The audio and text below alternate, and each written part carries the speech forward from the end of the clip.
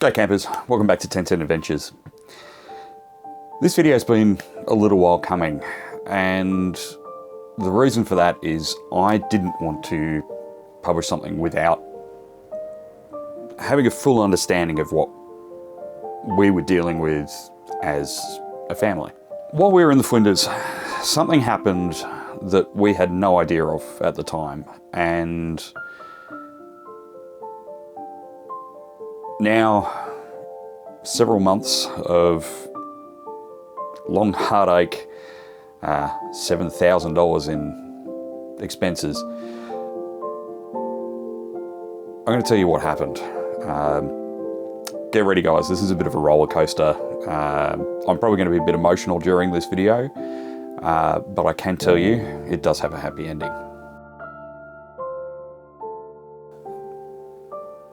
So one of the things we love about this lifestyle in the caravan and traveling when we can is being able to take our dogs with us everywhere. Fenix and Inca love being here. They love traveling with us whenever we do travel.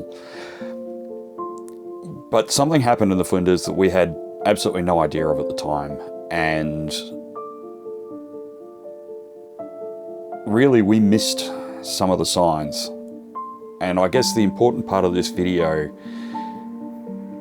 is really to give you guys, if you travel with your dogs or any pet for that matter, be aware of what's going on around you. When we were in Proby's estate, if you remember, the kids took me to I was super excited to show me a roux that was in the oven in the men's kitchen. And sure enough, well, he's just hiding in there. Hey buddy, you alright? He actually doesn't look very well. Now, it didn't really turn out very well on camera, but that roux was really sick. It was emaciated, skeletal even. Still alive, but very, very, very unhealthy. We should have paid more attention to that.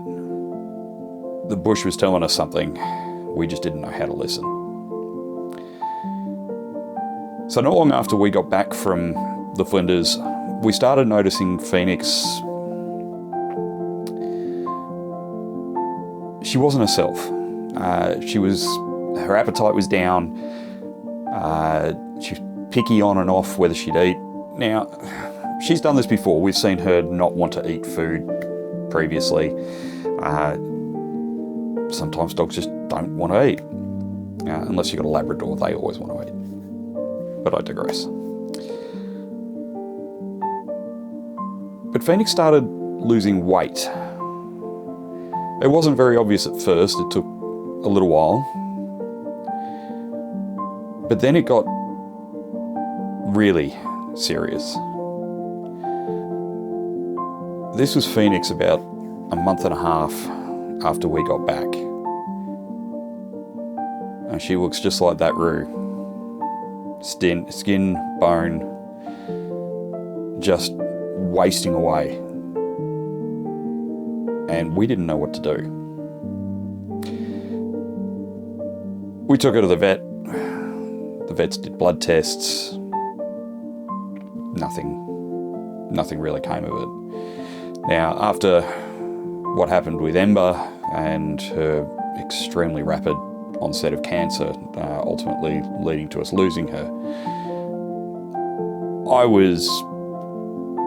to say I was almost panicking would be an understatement. I was not coping. We took Fenix to the vet again after the blood tests didn't show anything. So the vet did a fecal sample. We had that sent off for analysis, and it turns out that Fenix had been infected with Cryptosporidium. Now, Cryptosporidium is a zoonotic parasite. It can infect dogs, cats, humans. It will transfer across species. As I say, they refer to it as a zoonotic. It will live in anything, basically. Where this gets challenging is there are no really effective antibiotics for Cryptosporidium. Now, hearing that there's not really a treatment available when your dog looks like this is not something that any pet owner wants to hear. We wanted our girl safe, we wanted her well, but we didn't have answers. She continued to go downhill. She wasn't eating. When she did eat, it wasn't having an effect on her. She wasn't putting on weight. Effectively, the Cryptosporidium infection had basically she had extreme diarrhea. In fact, both the girls did. We do know that both Inca and Fenix were infected with this parasite, but Inca shrugged it off. It didn't impact her the way that it did with Fenix. We're not sure why that is. Cryptosporidium is generally considered pretty, while it's an invasive and horrible thing, it doesn't always impact animals or people, or it doesn't impact animals or people the same way. In fact, one of the first things we noticed with the girls is just before we finished up our trip in the Flinders, both of them had explosive diarrhea. Fenix was really good. She held on to hers for about 3 hours while we were out travelling. When we got back to camp, she dragged me off and let loose under a tree. We were a little less lucky with Inca. She was whining a little bit on our last 4-wheel drive trip. There'll be a video for that coming up soon. But yeah, she let loose in the back of the car. Not what you want when you're 30 minutes into a 4-hour 4-wheel drive trip. But Inca, she recovered fine. No issues. Fenix just didn't. So we took the vet's advice on trying to get her to eat basically a gut health food. It didn't seem to be doing anything initially. Then the girls got into something that they shouldn't have. They got into the cupboards under our barbecue and consumed a packet of barbecue wipes. That was pretty much the straw that broke the camel's back for me. I couldn't cope. So I took Fenix I rang our vet, who said, you need to take her to a veterinary hospital. So we took her to a veterinary hospital and she had to stay overnight. Now that was fine, I guess. She was going to be in round-the-clock care, that's fine. Inca didn't cope with this at all. We got almost no sleep the night that Fenix was in hospital. But when we picked her up the next day, and I was not in a position to film any of this, unfortunately, but one of the comments that the nurses had was they heard a dog barking, or we all heard a dog barking down the back of the hospital, and I thought, that sounds like Fenix. And Inca, who was with me at the time, started barking. This went on for a little bit, barking stopped, and then another dog, definitely didn't sound like Fenix at all, started barking. Inca didn't pay it any attention. Then Fenix started barking again, and it was Fenix. And Inca started up straight away. So the two of them were barking to each other. They knew where they were, they knew that the other was there, and they were barking at each other, even though they couldn't see each other.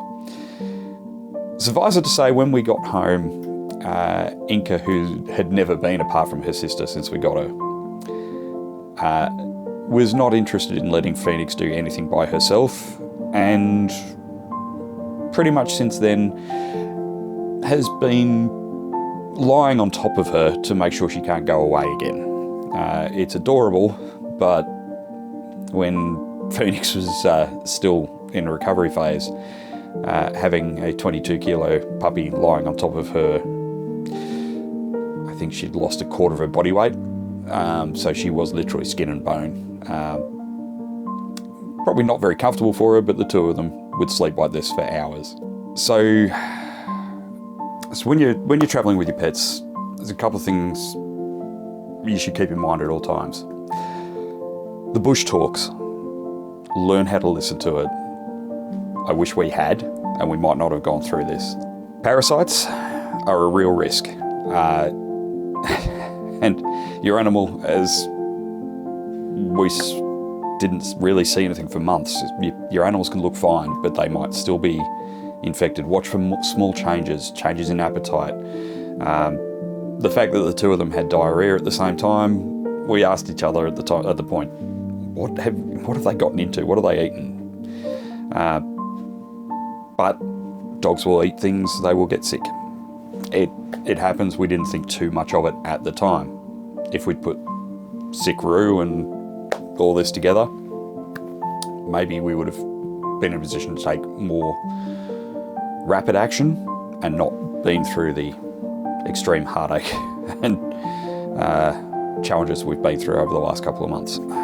Vet access is really, really important when you're traveling. Make sure you know, particularly if you're doing a lap and you know where you're going to be staying, know where your nearest, and this is for people as well, know where your nearest medical facilities are, know where your nearest vet services are. At least know how far it is so that you can get help should you need it. Make sure that you've got preventatives or emergency care stuff with you, first aid kits, snakebite kits. Make sure that they're with you. A snakebite kit will work just as well on a dog as it will on a human being. First aid kits, exactly the same, but also know how to do it. In fact, it's even worth learning and do a little bit of a Google search on how to give CPR to your pet. May not sound like the most pleasant thing, but CPR could again save the life of your pet. The difficult one, finances. Veterinary care, as most people know, is not cheap. Make sure you have a buffer available. Whether that's through pet insurance or money in the bank, make sure you have something available to cover the costs in the event like this. $7,000 in care is no small amount of money for anybody. We're fortunate that we're both full-time workers. We have the ability to put a little bit of money aside in case of emergencies like this. So if you're traveling, make sure that you've got that buffer available. Also, be aware of signs. Parasites are a real threat, but they're not the only threat out in the bush. I mentioned snake bites, but the other thing that gets out there, and I talked about it in one of my other videos, we saw it a lot when we were out in the Flinders. 1080 baits are everywhere. If you see signs saying 1080 is used in this area, do not let your dogs off lead. Keep them close. Do not let them pick anything up off the ground and eat it. Because if it's 1080, you've got maybe half an hour before it's the difference of potentially saving your dog or euthanasia. I don't know if I've talked about this before, but Carly used to be a veterinary nurse and she's seen the aftermath of 1080. And it's not a pleasant way for an animal to die. It's pretty horrific. And I will admit that at the worst of Fenix's condition, I actually wondered if she picked up a small amount of 1080 because she was not well. The photo says it all. But I have to say, we will never forget the lessons that one of our most enjoyable and exciting holidays, there is always a risk of a darker side. So as you can see, both girls are back and full of life. Fenix is 100% recovered. Get down. So this story's had a happy ending. We're the lucky ones.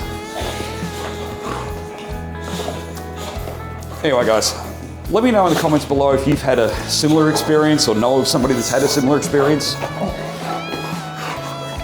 Other than that, I'm going to go sort these two out. We'll be back in the next one. Thanks for watching, guys. We'll see you soon. Cheers. Oh, you're good girls. Oh, you're good girls. Oh, you're wrestling. You're wrestling. Oh, you're wrestling girls. You're wrestling.